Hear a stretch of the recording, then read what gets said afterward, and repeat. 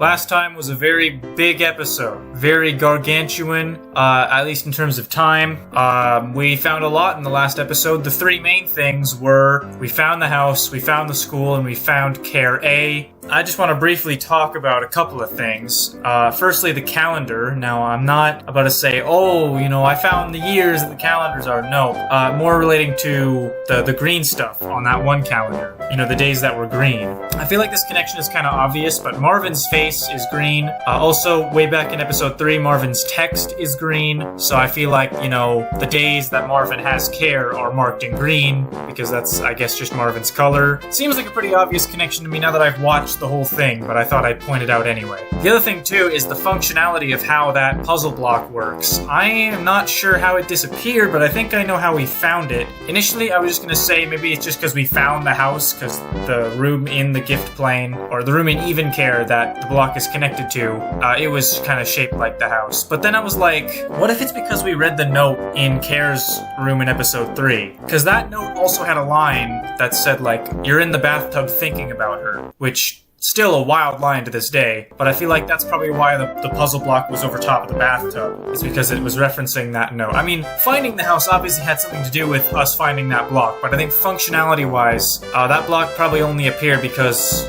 you know, we read that note before. Anyway, that's all I want to talk about. We can just scroll down and see exactly how long this episode is now, because finally, these times are honest. 7 minutes and 24 seconds. I've been avoiding looking at this one, but it's been very hard because this one has text in the thumbnail. We're going to talk about that in context when we get to it, but it's been very hard to ignore this one in particular. Briefly, just going to check in the description.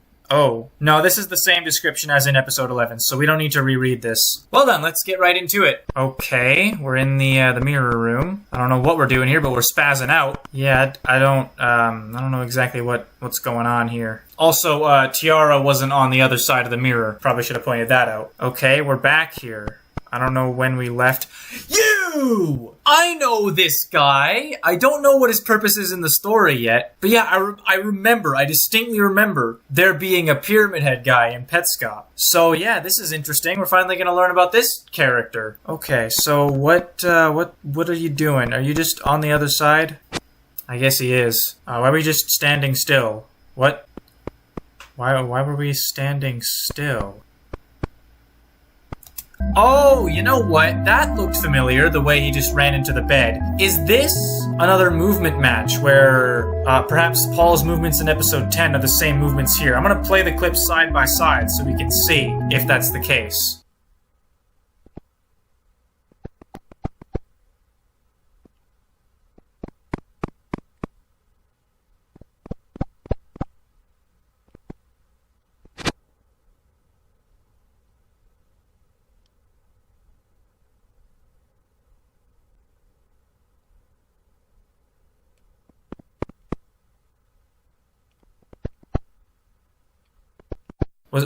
Was I right? Were the movements the same? I mean, obviously they'd be inverted because it's on two different sides of the mirror, but were they, like, the same? So what does that mean? So we're seeing beyond what happened in that episode because it cut because we ran into the puzzle block. So why are we going out now? Okay, we're going here.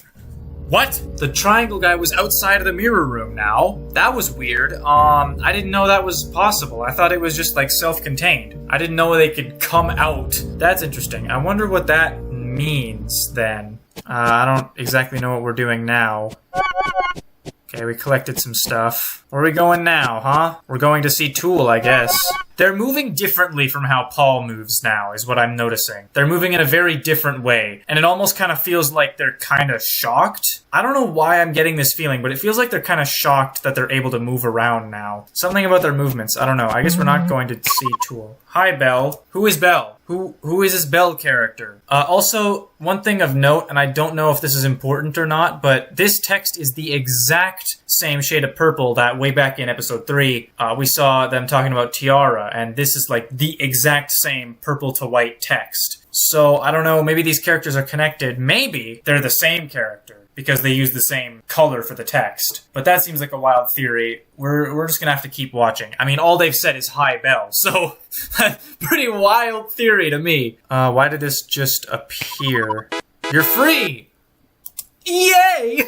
I guess that kind of makes sense because Tiara hasn't really been able to get out of the mirror room. So what if we're playing as Tiara, right? Because when Paul was doing those movements last time, the movements that I compared, Tiara was on the other side. So we're seeing from that other side now. So what if we're Tiara? The only way I can see that making sense is if when you're playing the game, you only see like the new maker character, but then when it's another person, you see like kind of like an icon in front of their face. And so the white face character, that's Tiara's icon. Marvin's icon is the green one, which would make Paul's the red pyramid one. So that's just Paul then. Oh, also, this is demo footage. I forgot to mention that, yeah. So yeah, this technically means, right, we're seeing Tiara outside of the mirror realm, if my theory is correct. Which I don't know, by the way. The context from this text box here would seem to suggest that, yeah, Tiara is free now. But I don't know, we'll have to see. I left these messages for you to look at, in case you were ever rescued. Yeah, I don't know. That kind of seems like the case, especially since we were in the mirror room, but I don't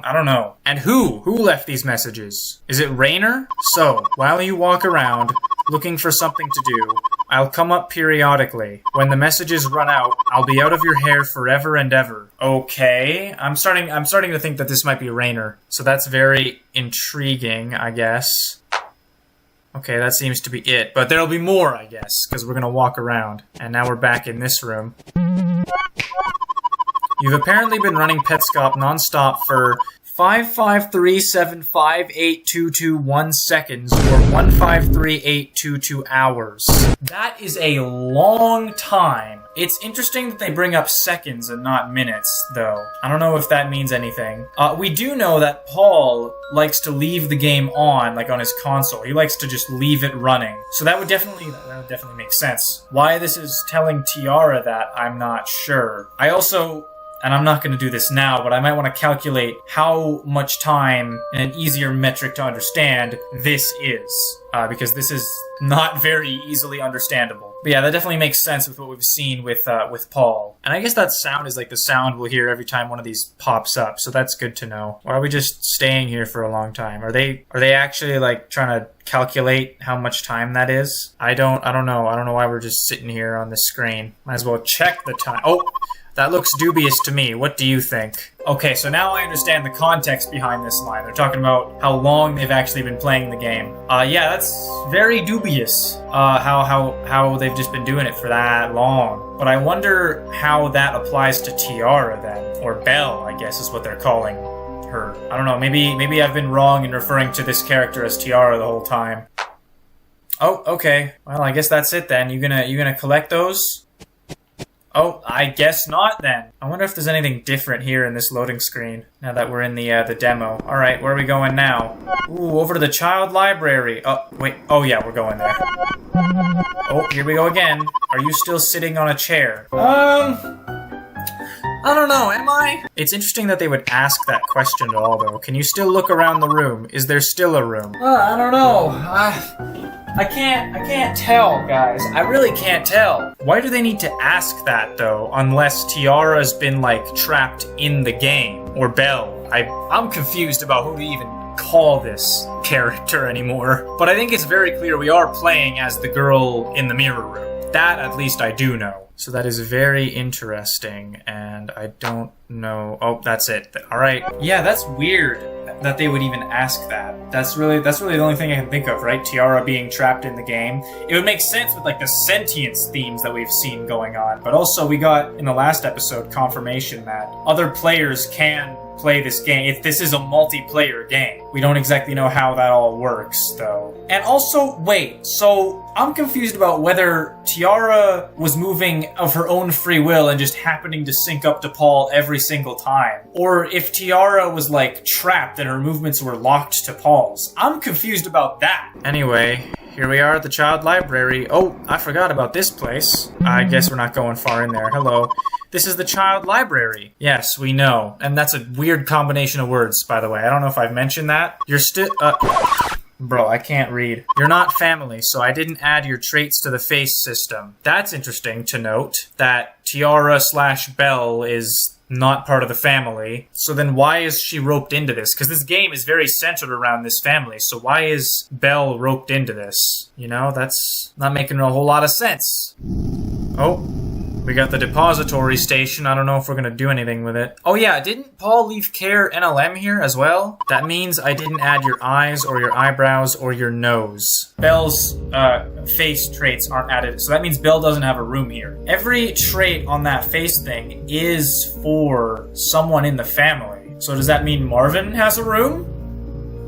He could. Marvin might have a room. Paul has a room, apparently. I don't know that we've seen it. It might be the room with that censored object, but I don't know. Yeah, so Tiara is not in this system. So I guess this is just like the gimmick of this episode, or like the central theme of this episode, not the gimmick. We're just gonna be walking around, looking through Tiara's perspective, or Belle's perspective now, and just seeing these messages as they pop up, which honestly is kind of good, because we need to learn more about this character, because they've kind of been sidelined for majority of the series. So I'm very glad we're learning more about this character now. Okay, now we're getting on out of here, and now we're way the freak over here.